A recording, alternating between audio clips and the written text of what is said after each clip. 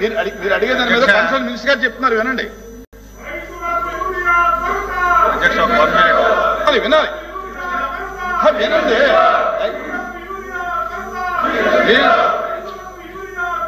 అరే వినండి అధ్యక్ష అధ్యక్ష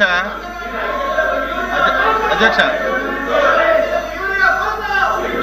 అధ్యక్ష ఇప్పుడు ఇప్పుడు అధ్యక్ష వచ్చినవరు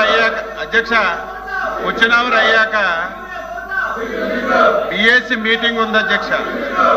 బిఎస్సి మీటింగ్ లో మీరు సమయం కేటాయించండి. యూరియా మీద, వ్యవసాయ ఉత్పత్తుల మీద ఎన్ని గంటల సేపు మీరు సమయం ఇస్తే అన్ని గంటల సేపు మాట్లాడి స్పష్టంగా వ్యవసాయ శాఖలో జరుగుతున్నటువంటి ప్రతి విషయాన్ని ఇక్కడ సభ్యులకే కాదు రాష్ట్ర ప్రజలకు తెలియచేయవలసినటువంటి అవసరం ఉంది. మేము రెడీగా ఉన్నాము. మీరు సమయం కేటాయించండి, మేము చర్చించడానికి సిద్ధంగా ఉన్నాం. యూరియా మీద, వ్యవసాయ ఉత్పత్తుల మీద స్పష్టంగా సమాధానం చెప్పడానికి ఈ ప్రభుత్వం సిద్ధంగా ఉందని మీకు తెలియజేస్తున్నాను అధ్యక్ష.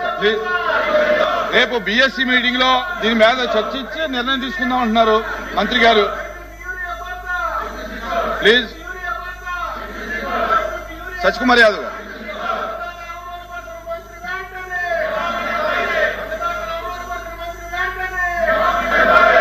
అధ్యక్ష ధన్యవాదాలు అధ్యక్ష. గౌరవ సభ్యులు అడిగిన ఏ ప్రశ్నకి సమాధానం ప్లీజ్ రాష్ట్రంలో 1143 పిఎస్సీలు ఉన్నాయి మరియు 88 నూతన పిఎస్సీలను మంజూరు చేయడమైంది.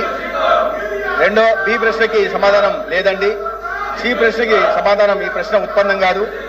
డి ప్రశ్నకి సమాధానం ఈ ప్రశ్న ఉత్పన్నం కాదు.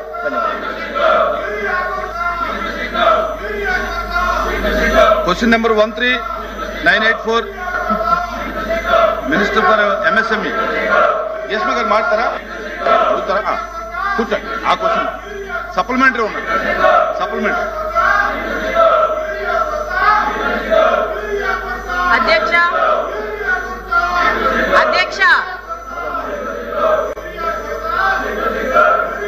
మొదటి రోజు కౌన్సిల్ మెంబర్స్ చైర్మన్ చైర్ దగ్గర ఉండడం సిగ్గు అధ్యక్ష.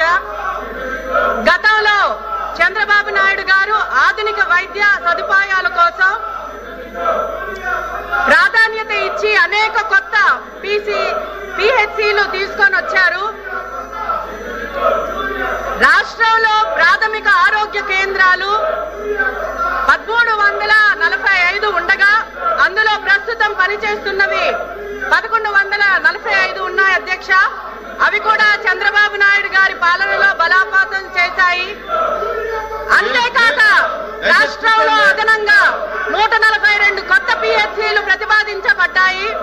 వీటిలో 38 ప్రాథమిక ఆరోగ్య కేంద్రాలు జగన్ హయాంలో నిర్మాణ దశలో ఆగిపోయాయి. దీంతో వేలాది గ్రామాల ప్రజలకు వైద్య సదుపాయాలు దూరమయ్యాయి అధ్యక్ష. ప్రస్తుతం 53 పిహెచ్సిలు మాత్రమే సొంత భవనాలు, మరికొన్నిటికి గ్రామ సచివాలయాలు అద్దె భవనాల్లో ఉండడం జరుగుతుంది అధ్యక్ష. ఇది చాలా సిగ్గుచేట అధ్యక్ష. నాబార్డ్ మరియు రాష్ట్ర ఆరోగ్య మౌలిక సదుపాయాల మిషన్ ద్వారా నిధులు కేటాయించిన పనులు ముందుకు పోకపోవడం జగన్ అసమర్థ పాలన బట్టబయలవుతుంది. ఇది సిగ్గు అధ్యక్ష. జగన్ ప్రభుత్వం గ్రామీణ ప్రాంతాల ప్రజల మౌలిక వైద్య సదుపాయాలు లేక ఇబ్బందులు పడ్డారు. చిన్న జబ్బులకే జిల్లా కేంద్రాలకు వెళ్ళాలి అధ్యక్ష. ఇది నిజంగా మనం దృష్టిలో పెట్టుకోవాలి.